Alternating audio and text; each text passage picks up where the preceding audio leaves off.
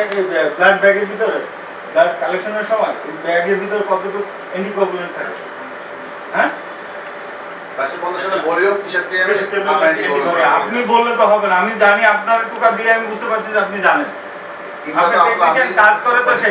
আপনি তো কোনটাই সিরাম আর কোনটাই প্লাজমা বলেন তো, দেখেন তো। এটা হলো সিরাম, কেন এটা সিরাম হলো? একই বোতল, এটা তো একই বোতল, এটার মধ্যে প্লাজমা না কেন, এটা সিরাম হলো না কেন? অতিরিক্ত জেলা ম্যাজিস্ট্রেট স্যার আমাদের এখানে তার স্যারের নির্দেশনায় আমরা এখানে এসেছি। আমাদের সাথে হচ্ছে ডক্টর সাহেব আছেন, নিয়ামুল হাসান সাহেব আছেন এবং নৌবাহিনীর যে লেফটেন্যান্ট কমান্ডার আবরার সাহেব আছেন। তো শুরুতে হচ্ছে আমরা যে ওরা যে প্রোডাক্টটা ইউজ করেন ওইটার ডেট আছে কিনা এটা আমরা চেক করি। কিছু অসঙ্গতি পাওয়া গেছে এখানে, কিছু প্রোডাক্ট আছে যেটার মেয়াদ উত্তীর্ণ হয়ে গেছে। আর একটা বিষয় হচ্ছে ওই আমাদের যে যারা টেকনিশিয়ান আছেন তাদের যে কোয়ালিফিকেশন যেটা লাগে সেটা আমরা চেক করেছি। আপনি কি টেকনিশিয়ান? হ্যাঁ, আমি টেকনিশিয়ান না ইঞ্জিনিয়ার বলেন, আপনি কোম্পানির লোক নাকি? আমি কোম্পানি ম্যানেজিং ডিরেক্টর, পাশাপাশি মাইক্রোবায়োলজি চ্যানেলস করে আমি এই লেভেল দায়িত্বে আছি।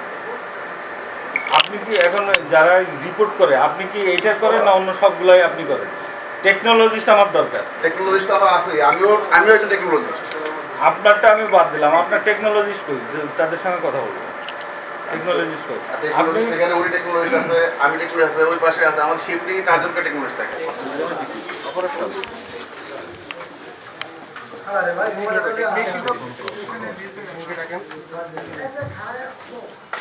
শাকিল,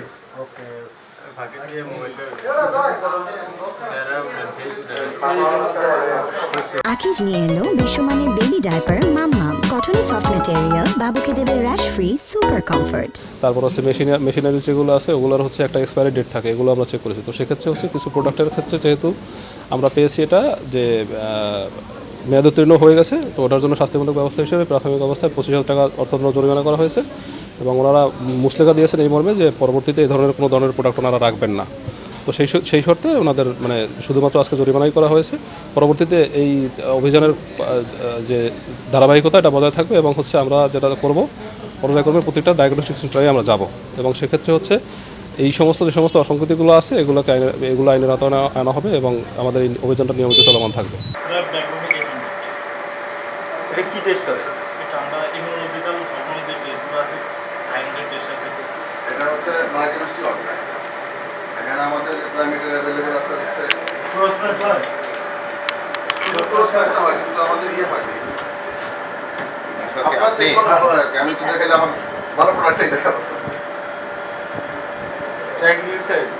এ ধরনের ঘটনা ঘটে বিধায়ী আমরা হচ্ছে এখন থেকে ধারাবাহিকভাবে নিয়মিতভাবে অভিযান পরিচালনা করব। আপনি জানেন সামনে নির্বাচন আছে, নির্বাচনের এই ডামাডোলের ভিতরেও আমাদের এই অভিযানগুলো নিয়মিত চলবে। প্লাস হচ্ছে বন্ধন যে ডায়াগনস্টিক সেন্টার আছে তার বিরুদ্ধে শাস্তিমূলক ব্যবস্থা নেওয়া হবে। প্লাস হচ্ছে আর একটা বিষয় হচ্ছে এখানে যারা টেকনিশিয়ান আছে আর কি, যারা কাজ করে ব্লাড গ্রুপটা এদিক ওদিক করে ফেলে, তাদের যে কোয়ালিফিকেশনটা যদি থাকে তাহলে আর কোনো সমস্যা হয় না। বন্ধন গ্রুপের ওই যে সংশ্লিষ্ট কর্মচারীর কোয়ালিফিকেশন আছে কিনা সেটা যাচাই বাছাই করবো, পরবর্তী ব্যবস্থা আমরা নিয়ে বলছিলাম। এটা আসলে আমরা রুটিন ওয়ার্ক হিসেবেই ধরে নেই। এটা আমাদের স্বাস্থ্য বিভাগ এবং হচ্ছে জেলা প্রশাসনের সহায়তা, এটা আমাদের দৈনন্দিন কার্যকলাপেরই অংশ। ডায়াগনস্টিক সেন্টারের বিভিন্ন অসঙ্গতি এবং রোগীদের অভিযোগের পরিপ্রেক্ষিতে আমরা বিভিন্ন সময় এ ধরনের অভিযান জেলা প্রশাসনের সহায়তা আমরা পরিচালনা করি।